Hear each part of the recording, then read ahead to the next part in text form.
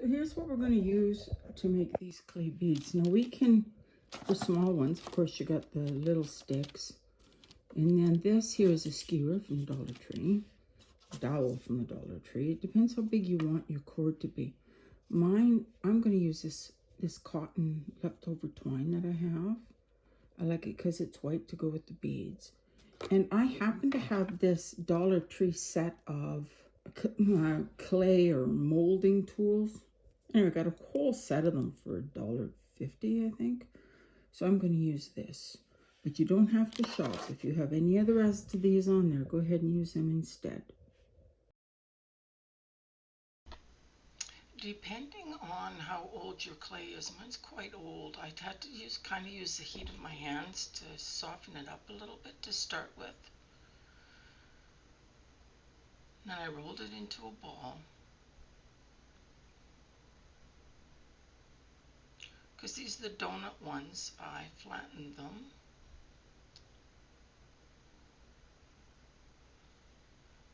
And then you kind of have to fiddle around with them just a little bit to see if you like the general shape, and if they have any cracks, you can just flatten the cracks up with your fingers. Once you got it the way you like it, you just use whatever tool you chose and stick a hole through the middle.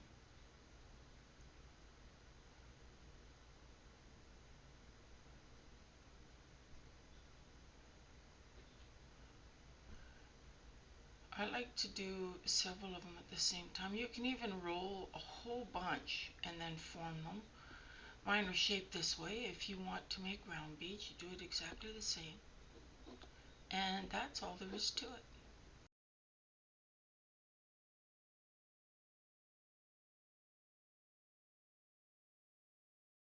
But as they dry, this is the next morning. If you look careful, the middle of that is a little bit creamy colored, a little not quite as white. That's still wet. Okay, so as you go through, there it is there. So as you go through and check them, every, I don't know, 6 hours or so. I flipped them last night before I went to bed. And like this one here, put that aside, I'll redo that one. See how those two, this one's kind of filled in. And they shrink. And I want them to stay open. Here's another one. So just go through and check them all. As you flip them over, right? The top side's usually good. It's usually the bottom side.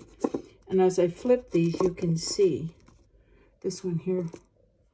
As you flip them, you can see where it's a little bit damp in the middle. And all these little bumps and whatever, these come off. They're not a big deal, these little things. At the end, I'll just take a quick sandpaper to them. So now I have a whole basket of my beads ready. I'm good to go here. So before I start stringing them, if they have little cracks on the side, like this here, like that there, or this here, I don't think, it's too work intensive to get rid of it. And I really didn't mind because I want mine to be rustic looking anyway. That said, if they have, see this little bit on the edge here? I don't like that, so they're easy to get rid of. This is just some 120 sandpaper.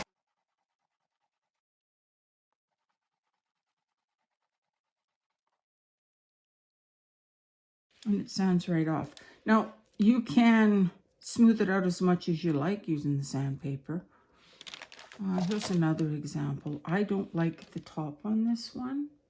See how the edge is kind of sticking out there? I don't like that.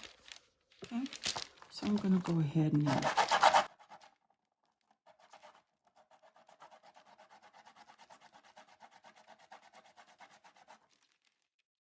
voila, all better. Okay, so they do sand off a little bit.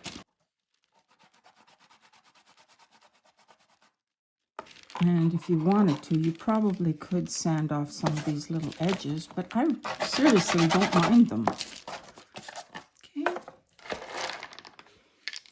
I will come back after I go through all my beads, looking to see if there's any that I want to sand.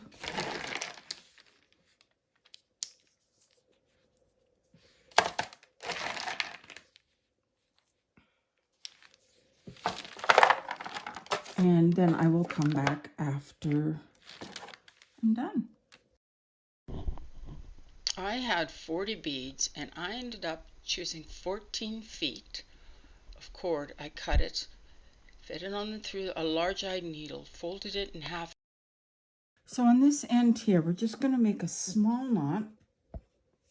We'll make sure our needle's halfway through. There we go. Make a tiny knot right at the end.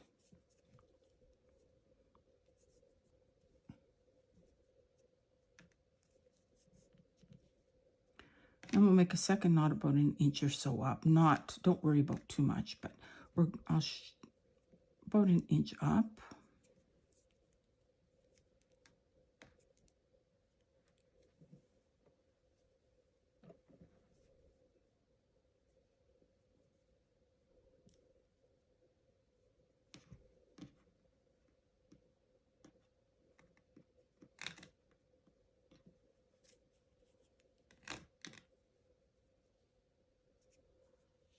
I'll make a second one right over top of the first one.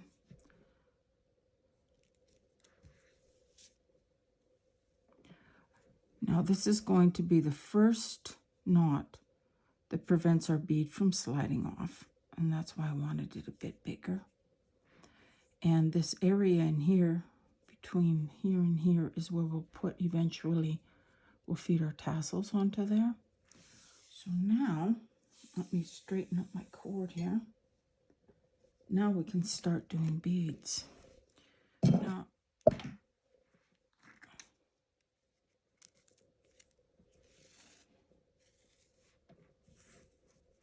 I would recommend, because these are all hand done, and then they'll have different size holes, that each one you're going to have to test to make sure that the knot is large enough because of the hole. If it's not, make another knot. Okay. Or you could even put in a little bit of hot glue there if you wanted to.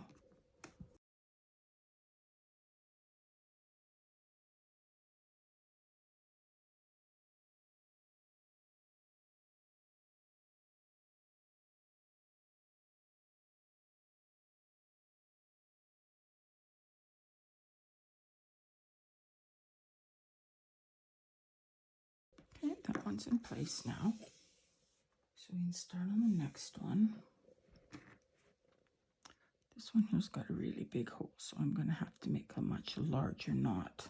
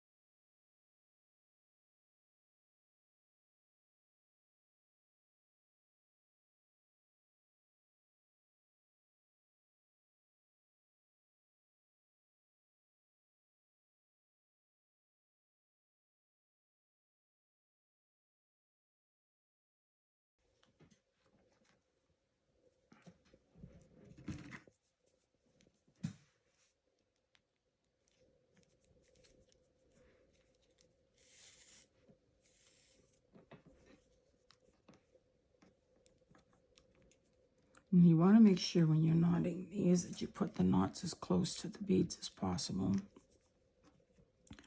So I'm just doing it and then holding it with my fingernail while I pull it down, while I pull it tight.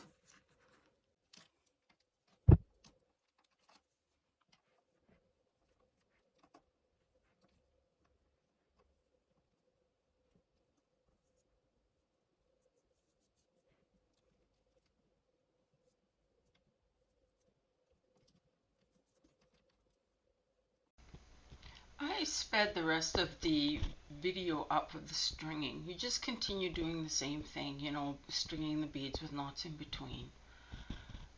I'm going to leave you to this. I'll finish mine and I'll come back once we've got just the last couple beads to do, and I'll show you how you finish the other end again.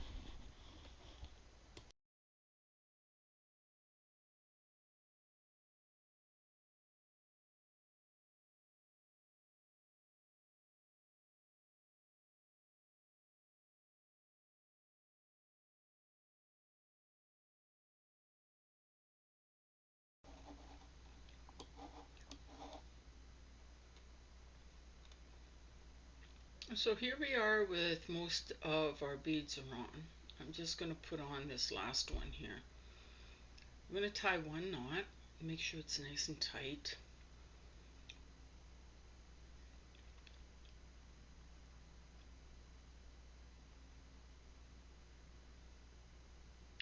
And here I'm just making them the same distance apart, which is about an inch.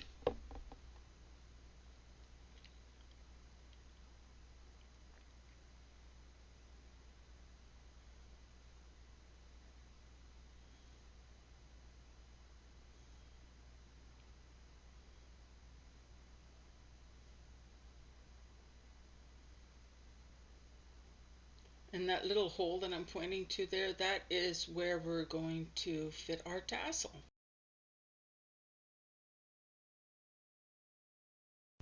The next step is take a 6-inch piece of cardboard and wrap it with your twine. I wrap mine 20 times.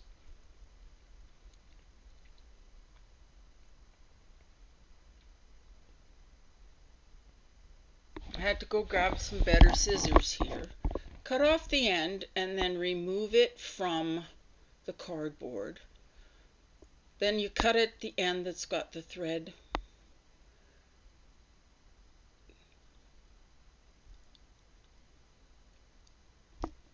Straighten it out a little bit and then feed it through the hole we made in the end of our bead string.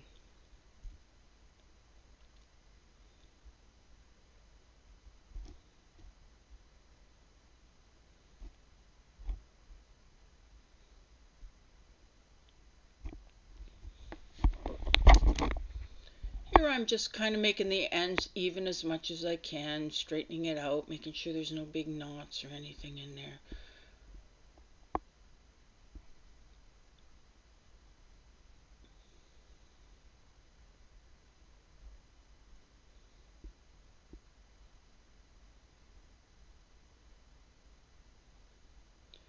Now we're going to take and cut off another piece, give it about 18 inches, I guess.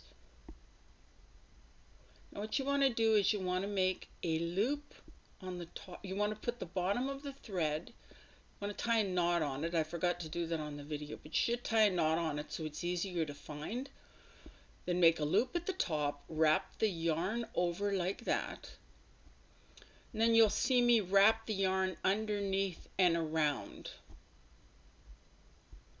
Now the first two you kind of got to keep loose, but once you get a couple of them on, you can go ahead and tighten that a little bit. You'll see what I mean here right away.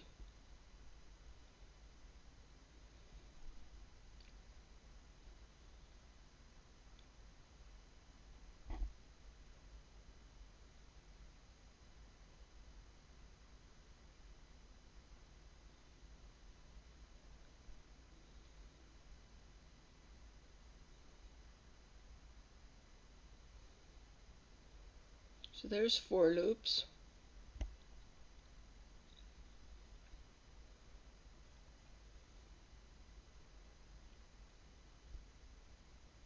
Six and 7. You should never do less than 7.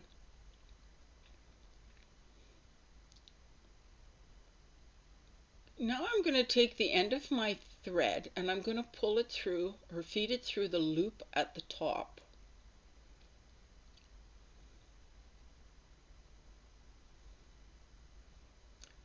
Grab that and grab the one from the bottom, and if I remember to put a knot on the bottom, it's easier to locate it.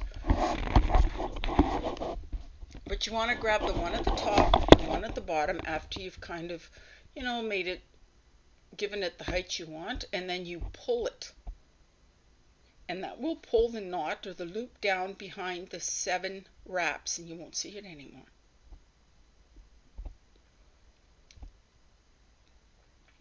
Now I'm going to cut it off, and then you'll see where I'm just tidying it up a little bit. See at the top there's some threads that kind of are shorter and longer, kind of bumpy at the top. I just try to find them. I go through the top and I pull them down.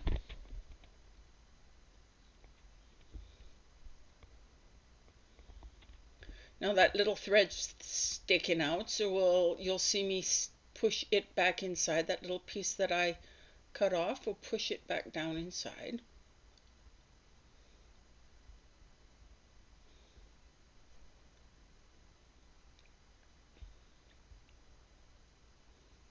Our tassel's made. All I'm going to do now is I'm kind of straightening out all the tassels there, and I'm going to give it a little bit of a haircut.